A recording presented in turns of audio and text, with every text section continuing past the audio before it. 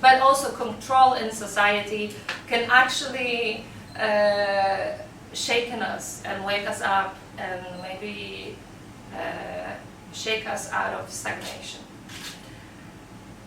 Yes, so, but then also please remember this, this architectural issue which I've been speaking a lot about in the film, because it will come back in The Tower, which I'm going to screen at the end. The Tower is an opera musical which is about postmodern housing architecture in Eastern Europe.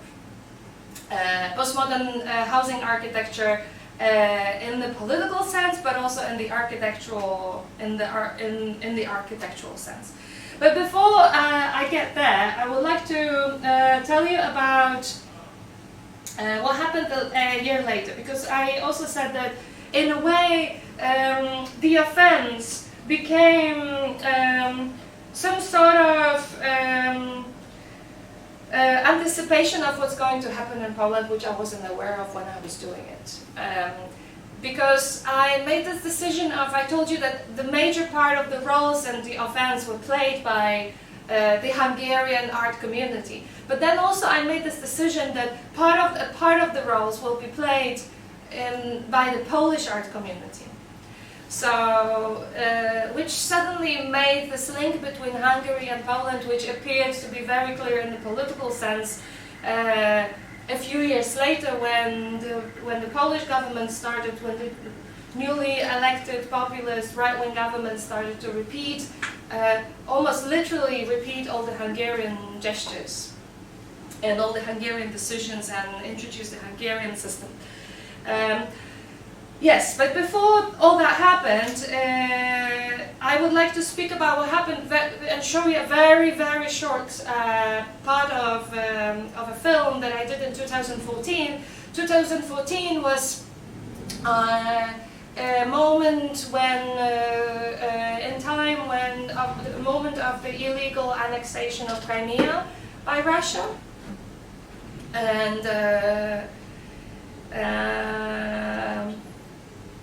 And also, that was a moment when the year of Manifesta. Manifesta is an art biennial.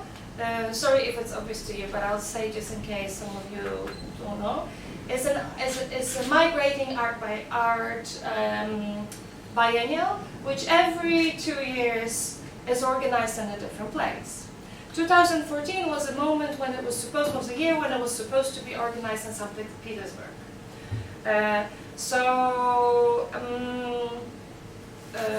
In Russia, and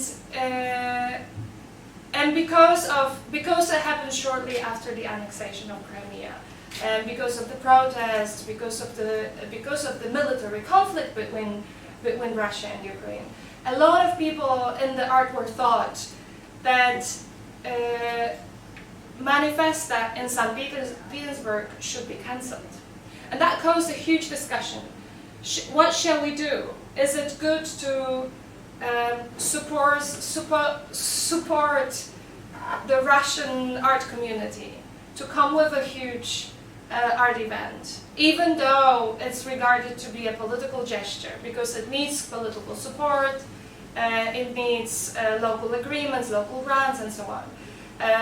So it can be understood as a gesture of openness towards Russia. However, also it's mainly an art event. Art event, whether we like it or not, is usually speaking to people interested in art, who usually share the opinions of artists, and who, in a situation of a crisis, need to be supported.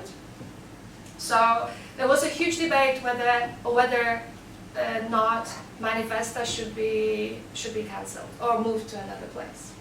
I think still now a lot of people would have different opinions, and the art world is divided in terms of opinions on whether it was good or not. But in the end, Manifesta was organized in St. Petersburg. What I was at the time, I think now maybe I am knowing how manifesta. I haven't seen it personally, but I read a lot about it and I saw documentation, and I think it's good. Today I think it's good it happened. At the time though, I was on the other side. I actually thought it's not good. And I think that the price we're paying for organizing it in that place is too big. And I didn't think that the support will give so much. And I think, yeah, as I said, I thought at the time that the support isn't way the cost. So the political cost. So and also I observed the Manifesta curators, and Kasper Koenig, the director of Manifesta and the curatorial team, announced on the webpage, in the face of the huge discussion, they made this announcement of the webpage in which they said, we will, I'm not quoting directly now, I'm quoting from memory, but more or less, we will organize Manifesta as originally planned, and we will encourage all the artists to take a political stand, however, only to the extent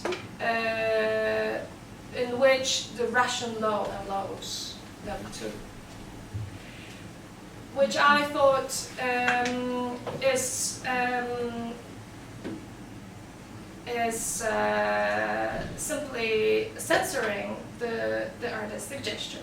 So I started thinking of engagement in art in general, and this is something I started to think in 2014, and I'm thinking on more and more every day. I'm obsessed with thinking about it now.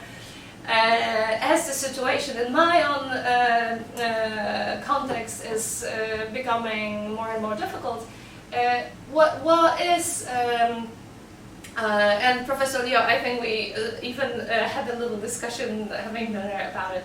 What is the artist engagement, and which extent is it engaging in the political situation and aiming at a real change, and to what extent is it hiding in a shelter? And that the work, which is called The Soup, which I made in 2014, is about artist engagement, which is supposed to, which is, I think that my character's engagement is actually a true engagement, which is just a will of true engagement, which is getting smaller and smaller as they understand what the cost of the engagement will be. The story is a 20-minute story of a group of artists who are closed in this small, dark space where they are having a dinner, a little claustrophobic, and they are discussing the revolution which is happening next door. They never say the revolution, they say renovation, but very clearly during the conversation we understand that the renovation they're speaking about is revolution. I also didn't mention when speaking about The Offence, the film I showed you earlier, that I also like to, speaking about censorship and control, I like to use the words that are typical for the artists working in the moment of, in the time of control.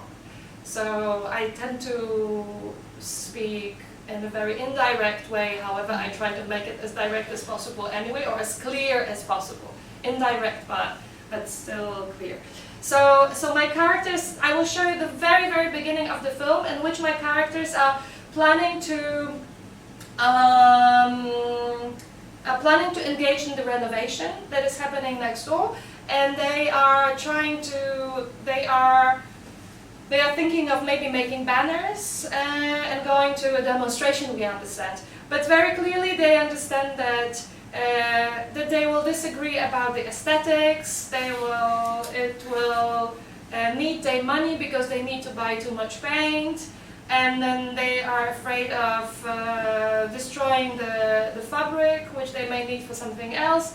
So slowly, gradually, they give up and engage in eating the soup that they've got on the table, which also is the title of the work. I will just show you 3 minutes of it now. Sorry, buddy.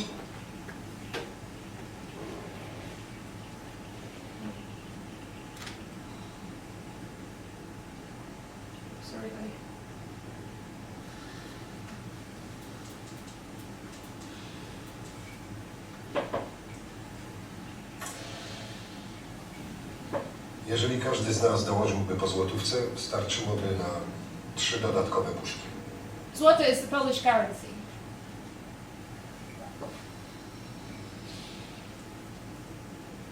A mnie się wydaje, że 2 nam wystarczą. Albo nawet 1.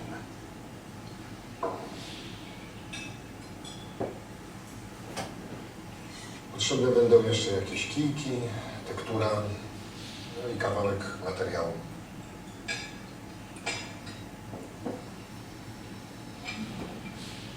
Możemy wziąć obrusy.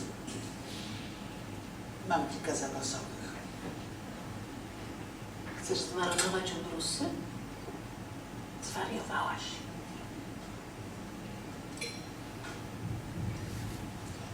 To szaleństwo, przecież to są dobre obrusy.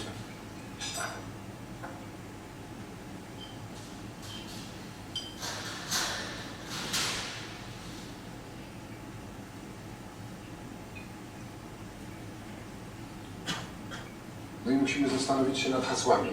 Powinniśmy być zgodni, powinniśmy ustalić wspólne stanowisko. Ja uważam, że to jest kwestia drugorzędna. Powinniśmy przede wszystkim zadbać o estetykę naszych działań, która jest moim zdaniem sprawą wiodącą. Dlatego ja się przychylam do zdania Pana, że może warto nabyć dodatkowe puszki farby. A ja wam mówię, że to się dla nas wszystkich źle skończy. Trzeba zadbać o bezpieczeństwo. Na tym powinniśmy się teraz skupić.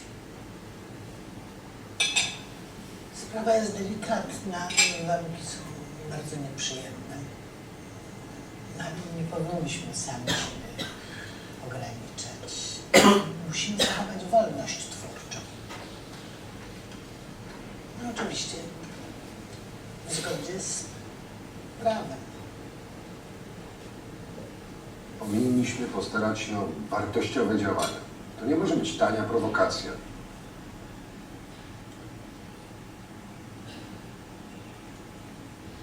Możliwości, które mamy, są tak bogate, że szkoda by się było ograniczyć wyłącznie do komunikatów politycznych. Zależy mi, jak już Pani wspomniała, żeby postąpić zgodnie z prawem.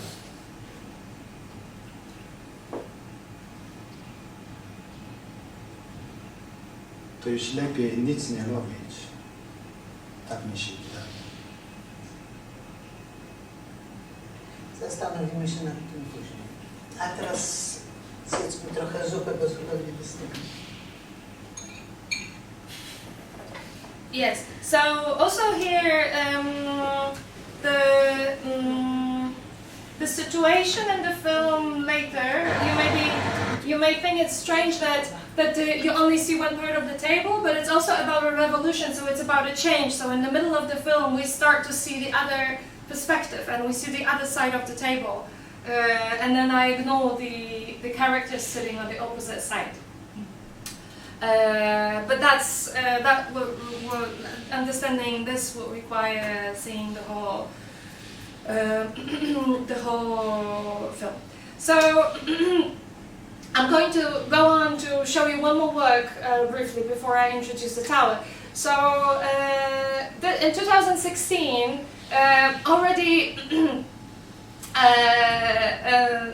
when I started thinking more and more about I think, and also when I was more aware of my thinking about what power is, just because of, as I've been mentioning already a few times, that because of my own political context in which I am, I made the film Office for Monument Construction, which is a feature film about a group of people who lost their home. I don't say why they lost their home, but I think it is quite clear that I'm referring to the refugee crisis. But also, I want my meanings to be open to any other forced movement that we perform.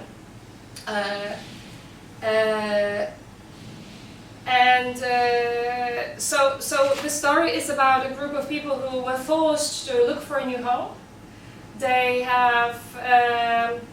couldn't find anything where they could stay longer, but they found a temporary shelter, which is a huge, again, post-war modernist block, which is bound for demolition. So we know it will disappear sooner or later. However, now it's standing empty, so they inhabit it. They inhabit it as a small group of people, and they struggle to redefine their identity in a new place, but also retell their own story as a group. And the lady whom we see now in the screen, she starts something that we could think of as a history museum that she is making to represent the group, the little community. And that museum is collecting teeth, human teeth. So she's building a collection of teeth. At first she's doing it in a quite naive manner, not understanding what she's doing. She just has a passion or an intuition that she should do it. She collects them and she keeps them without any order, but then shortly after she starts to put them in a certain order, and then she changes the order, and then she changes the method again. And the way she changes it reminds of a history of museology. So first what